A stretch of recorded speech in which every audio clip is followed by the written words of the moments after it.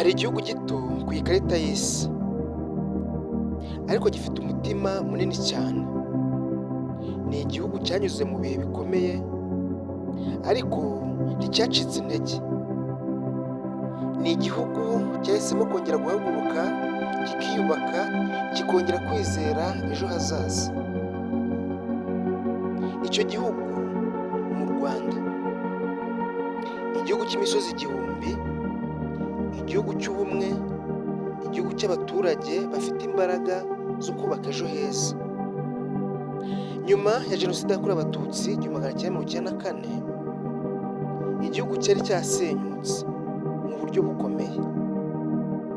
Ariko mu myaka yakurikiyeho, Abanyarwanda bahisemo icyiza ndetse bahitamo icyerekezo. Icyerekezo cyo kongera kubaka igihugu cyabo. Muri uru rugendo rwo kongera kubaka igihugu, hagaragaye umuyobozi wagize uruhare rukomeye mu kugarura icyizere mu baturage. Uwo ni Paul Kagame. Uyu munsi iyo ugeze mu murwa mukuru Kigali, ubona umujyi utera ishema.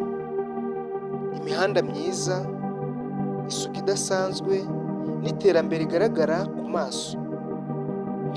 Abashyitsi benshi baturutse hirya no hino ku isi bavuga ko Kigali ari umwe mu mijyi itekanye kandi isukuye muri Afurika.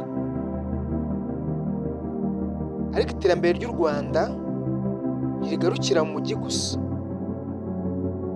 Mu cyaro abaturage bafite amashuri, ibitaro, amazi meza n'amashanyarazi.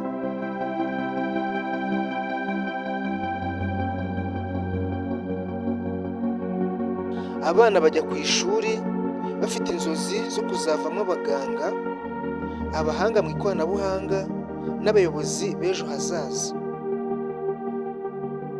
Mu myaka ishize, Paul Kagame yakomeje gushishikariza Abanyarwanda kwigira no kwihesha agaciro. U Rwanda rwashyize imbaraga mu ikoranabuhanga, uburezi n'ishoramari. Uyu munsi Kigali yakira inama mpuzamahanga zikomeye. Abantu baturutse mu bihugu byinshi baza kureba urugendo rw'iterambere igihugu cyagezeho. Urubyiruko rukora ibikorwa bitandukanye. Iyo uganiriye n'abaturage, bavuga ko bakunda igihugu cyabo. Bavuga ko u Rwanda rwabahaye amahirwe yo kongera kwizera ubuzima. Urubyiruko ruvuga ko rufite inshingano zo gukomeza kubaka igihugu cyabo. Bavuga bati, u Rwanda ni urugo rwacu, tuzarukorera kandi tuzakora ibishoboka byose kugira ngo rukomere kandi rukomeze gutera imbere.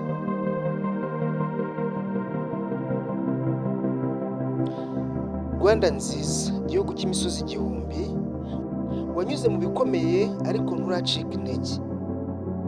Uhagurutse nk'izuba rirasa mu gitondo, ugarura icyizere mu mitima y'abana bawe. Ku misozi yawe hararirimba amahoro.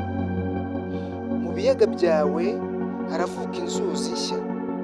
Abana bawe baravuga bati, u Rwanda ni urugo rwacu. Hari uhagurukije icyerekezo, uwabwiye Abanyarwanda ati, ntiducike intege. Izina rye riravugwa, ni Paul Kagame. Uyu munsi urubyiruko rufite uruhare runini mu kubaka u Rwanda rw'ejo. Abahanga mu ikoranabuhanga, abahanzi, abashoramari bato, bose bafite uruhare mu kubaka igihugu. Inzozi zabo ni ukubona u Rwanda rukomeza kuba igihugu cy'icyitegererezo muri Afurika.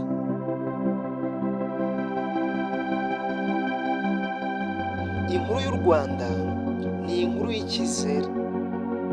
Ni inkuru y'igihugu cyanyuze mu bihe bikomeye ariko kigahaguruka.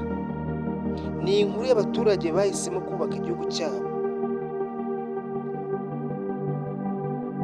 Imisozi igihumbi, ijwi rirumvikana. U Rwanda ni urugo rwacu kandi urugendo rwo kubaka igihugu rurakomeje.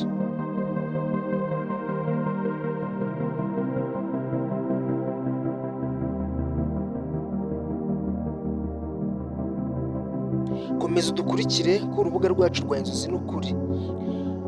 Niba ukunze iyi video, kora subscription, like ndetse na comment, usharinge iyi video kugira ngo ugere no ku bandi.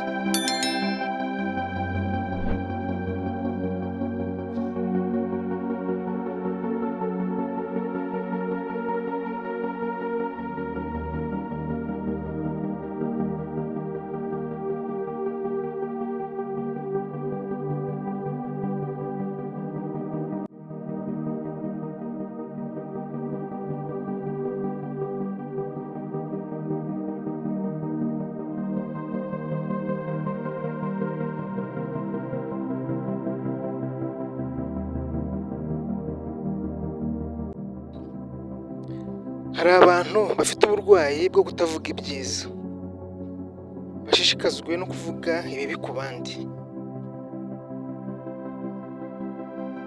Abo bantu akenshi bashimishwa n'ibibazo biri ku bandi. Ibyo ni uburwayi. Niba ukunze iyi video, isharinge igere no ku bandi.